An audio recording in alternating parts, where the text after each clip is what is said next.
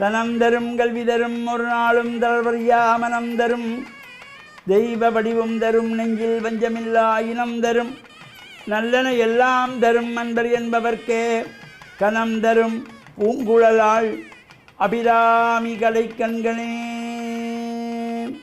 ஓம் நமச்சிவாய. மேன்மைகள் சைவ நீதி விளங்குக உலகமெல்லாம். நோயற்ற வாழ்வே குறைவற்ற செல்வம். அந்த நோய் நொடி இல்லாத வாழ்வு இந்த உலக மக்கள் எல்லோரும் வாழ வேண்டும் என்று கலியுகத்தின் காந்தமலை ஜோதியாகிய சபரிமலை சுவாமி ஐயப்பனுடைய திருவடிகளை சிறந்தாழ்த்தி டான் தமிழொலி ஓம் தொலைக்காட்சி நேயர்கள் அனைவருக்கும் சர்வதேச இந்து மத குருப்பீடம் அகில இலங்கை சபரிமலை ஸ்ரீ சாஸ்தாபுரத்தின் சார்பில் இனிய வணக்கங்களும் நல்லாசிகளும். என்றும் மங்களகரமான குரோதி வருஷம் வைகாசி மாதம் 14ஆம் நாள் 27/5/2024 திங்கட்கிழமை.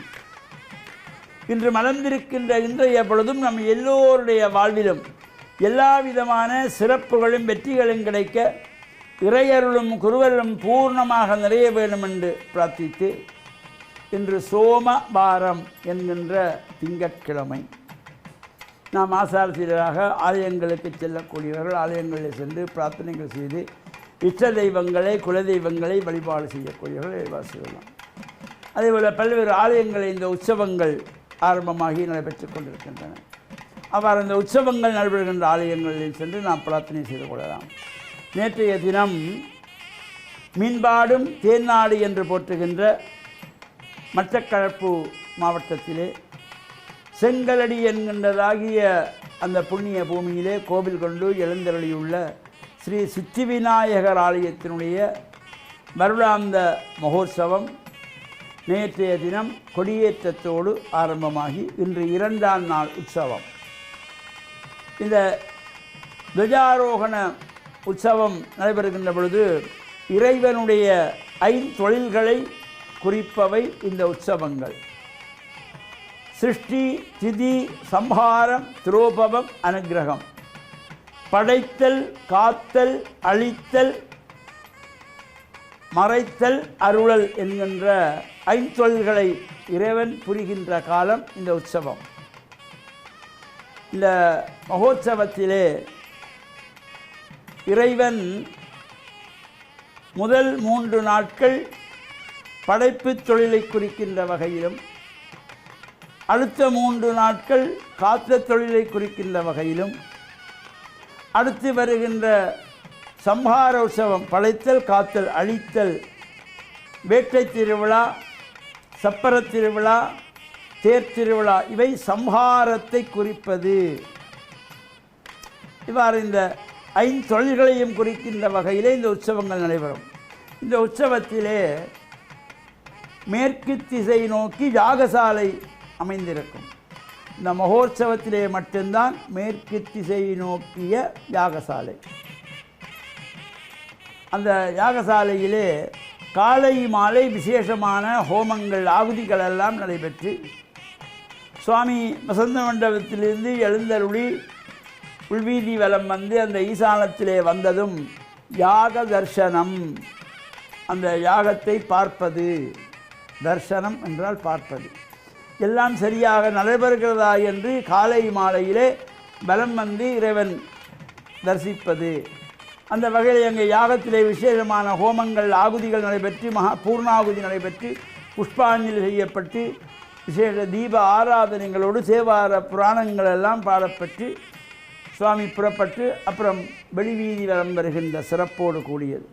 இந்த மகோத்சவ காலங்களிலே இந்த கொடிஸ்தம்ப பூஜை, யாக பூஜை, கும்ப பூஜை, வசந்தண்டவ பூஜை இவையெல்லாம் ஒரு சிறப்பான உற்சவங்களாக நடைபெறுகின்ற இந்த உற்சவ காலத்திலே நாமும் கலந்து இறையருடையெல்லாம் பூர்ணமாக பெற்று மண்ணில் நல்ல வண்ணம் வாழ டான் தமிழொலி ஓம் தொலைக்காட்சி நேயர்கள் அனைவருக்கும் சர்வதேச இந்து மத குருப்பீடம் அகில இலங்கை சபரிமலை ஸ்ரீ சாஸ்தாபுரத்தின் சார்பில் நல்ல ஆசிகளை கூறிக்கொள்வதில் மனமகிழ்வு கொள்கிறோம்.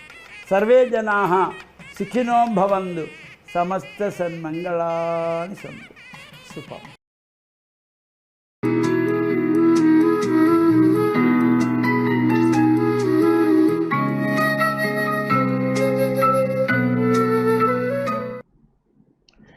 இறையேசுவில் என் அன்பு நெஞ்சங்களே, கிறிஸ்தவ நற்சிந்தனை வேளையில் உங்களை சந்திப்பதிலே எனக்கு மிக்க மகிழ்ச்சி. ஆண்டவர் இயேசுவின் அன்பும் அருளும் உங்கள் அனைவரோடும் இருப்பதாக. எங்களுடைய உறவாடல்களிலே மூத்தவர்கள், இளையவர்கள் அல்லது பெரியவர்கள், வயதிலே சிறியவர்கள், இப்படியான இந்த இரண்டு சாராருக்கு மத்தியிலே ஒரு கயிறுழுத்தல் போட்டி போன்று அபிப்பிராயங்களிலே, சிந்தனைகளிலே, நடத்தைகளிலே வேற்றுமைகளை நாங்கள் பார்க்கின்றோம். பொதுவாக இளையவர்கள் முதியவர்களிலே குறை கண்டுபிடிப்பதும், அவர்கள் தங்களுடைய எதிர்பார்ப்புக்கு அமைவாக இல்லை என்று சொல்லி வாதாடுகின்றார்கள்.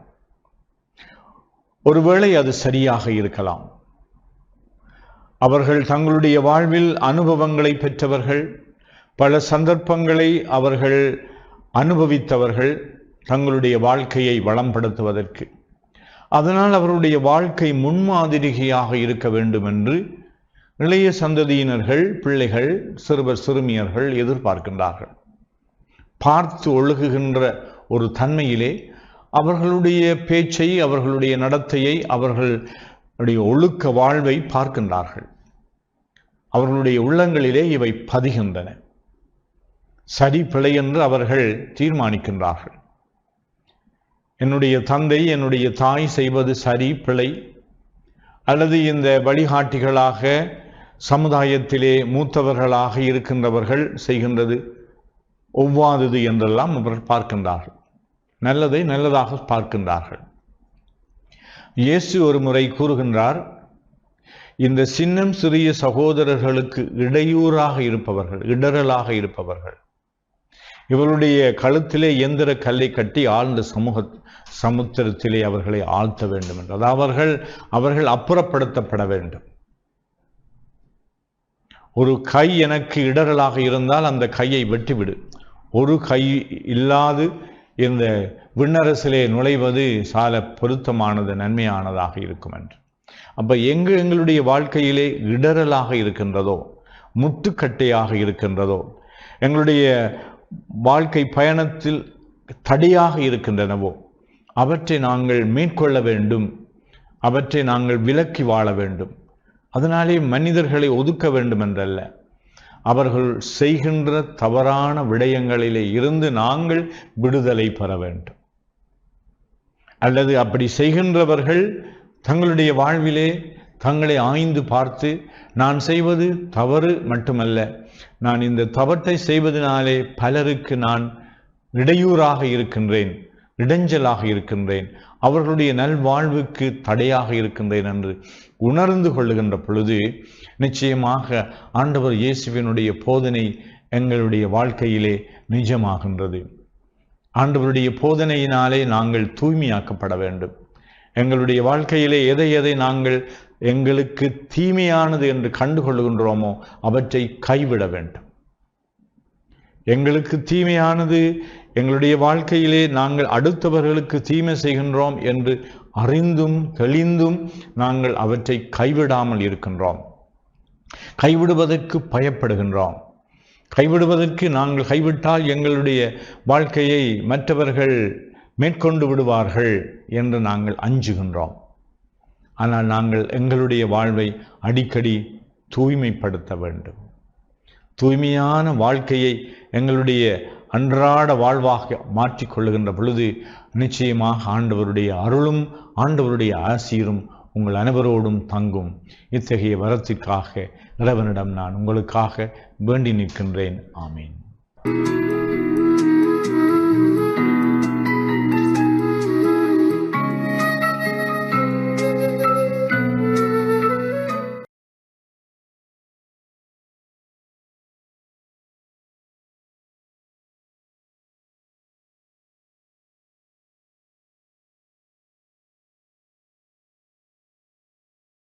இணைந்திருக்கக்கூடிய நேயர்கள் அனைவருக்கும் அஸ்ஸலாமு அலைக்கும் வரஹ்மத்துல்லாஹி வபரகாத்துஹு.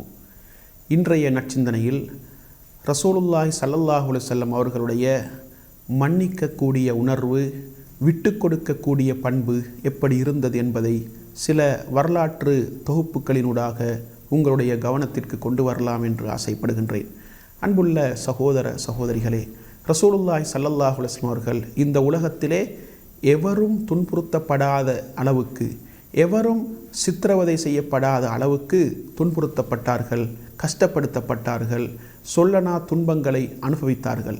அந்த நேரங்களிலெல்லாம் நபிகளார் ஸல்லல்லாஹு அலைஹி வஸல்லம் அவர்கள் விட்டு கொடுக்கக்கூடியவர்களாக, மன்னிக்கக்கூடியவர்களாக இருந்தார்கள் என்பதை வரலாறு எங்களுக்கு சொல்லிக் கொண்டிருக்கின்றது.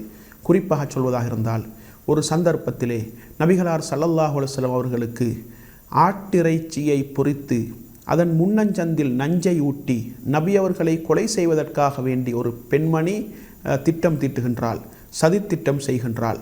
அந்த நேரத்திலே நபி அவர்கள் ஓரிரு துண்டுகளை உட்கொண்டதற்கு பிறகு அல்லாஹு தஆலா நபி அவர்களுக்கு அந்த செய்தியை அறிவிக்கின்றான், இந்த மாமிசத்திலே நஞ்சூட்டப்பட்டிருக்கின்றது, சாப்பிட வேண்டாம் என்று. உடனே சாப்பிடுவதை நிறுத்திவிட்டு தோழர்களையும் சாப்பிட வேண்டாம் என்று தடுத்துவிட்டு அந்த பெண்மணியை அழைக்கின்றார்கள் அல்லாஹ்வின் தூதர். அழைத்து விசாரணை செய்கின்றார்கள். ஏன் இப்படி செய்தீர்கள் என்று கேட்ட நேரத்திலே அந்த பெண்மணி, அரத்து கத்தலக்க, உங்களை கொலை செய்வதற்கு நான் விரும்பினேன், அதனால்தான் இந்த வேலையை செய்தேன் என்று சொல்லுகின்றார்கள். அந்த நேரத்தில் நபி அவர்களோடு படை தளபதிகள் கூட இருக்கின்றார்கள். நபி அவர்கள் ஒரு சைக்கினை செய்திருந்தால் போதும் அந்த பெண்ணை கொலை செய்திருப்பார்கள். அப்படி இருந்தும் கூட சஹாபாக்கள் கேட்கின்றார்கள், அல்லாஹ்வின் தூதரே, அந்த பெண்ணை நாங்கள் கொலை செய்து விடட்டுமா? உங்களை கொலை செய்வதற்கு சதித்திட்டம் செய்த இந்த பெண்ணை நாங்கள் கொலை செய்து விடட்டுமா என்று கேட்ட நேரத்திலே நபிகளார் ஸல்லல்லாஹு அலைஹி வஸல்லம் அவர்கள், இல்லை, விட்டு விடுங்கள் என்று சொன்னார்கள். இந்த அளவுக்கு எதிரிகளை கூட பழிவாங்குகின்ற அந்த வாய்ப்பு தன்னுடைய கையில் இருக்கின்ற நேரத்திலும் கூட நபி அவர்கள் மன்னித்தார்கள் என்ற வரலாறு இந்த இஸ்லாத்திலே சொல்லப்பட்டிருக்கின்றது என்றால், இந்த அளவுக்கு எதிரிகளை கூட மன்னிக்கக்கூடியவர்களாக இருந்தார்கள். அது மாத்திரமின்றி நபிகளார் ஸல்லல்லாஹு அலைஹி வஸல்லம் அவர்கள் அன்று சாப்பிட்ட அந்த மாமிச துண்டுகள் தான் அவருக்கு மரண தருவாயிலே அவரை மிகவும் வேதனைப்படுத்தியது என்பதை ஹதீஸ்கள் எங்களுக்கு சொல்லிக் கொண்டிருக்கின்றன. அப்படியென்றால் நபி அவர்கள் மரணிப்பதற்கே காரணமாக இருந்த எதிரிகளை கூட மன்னித்த வரலாறுகள் இஸ்லாத்திலே இருக்கின்றது. அதே போன்று எங்களுக்கு தெரியும், ஒரு முறை யமாமா பிரதேசத்திலே ஒரு கோத்திர தலைவராக இருந்த சுமாமா என்ற ஒருவர், அவர் இஸ்லாத்திற்கு வருவதற்கு முன்னால் பல சூழ்ச்சிகளை செய்தவர், இஸ்லாத்திற்கு பல சதிகளை செய்தவர், பல தோழர்களை கொன்று குவித்தவர். அப்படிப்பட்ட அநியாயங்களை செய்த ஒருவர் கைதியாக பிடித்து வரப்பட்டு மஸ்ஜிது நபவியின் தூணிலே கட்டப்பட்டு வைக்கப்பட்டிருக்கின்றார்.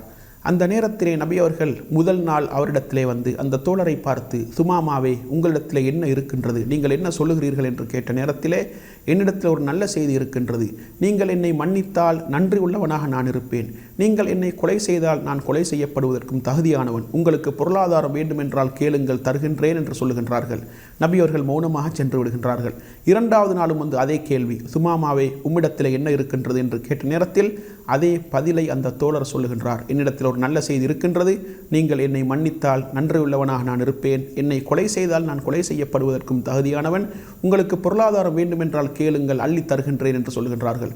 நபி அவர்கள் மௌனமாக சென்று விடுகின்றார்கள். மூன்றாவது நாளும் வந்து அதே கேள்வி, அதே பதில்.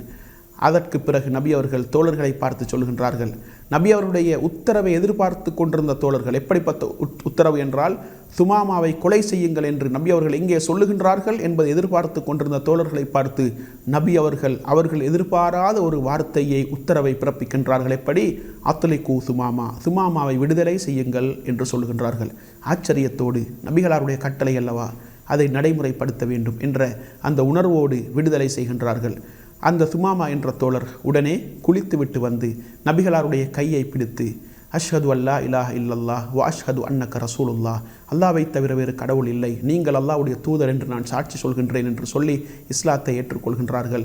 நபி அவர்களை பார்த்து சொல்கின்றார்கள், இந்த உலகத்திலேயே நான் வெறுக்கக்கூடிய மார்க்கமாக இஸ்லாம் இருந்தது, ஆனால் இன்று முதல் நான் நேசிக்கக்கூடிய மார்க்கம் இஸ்லாம்.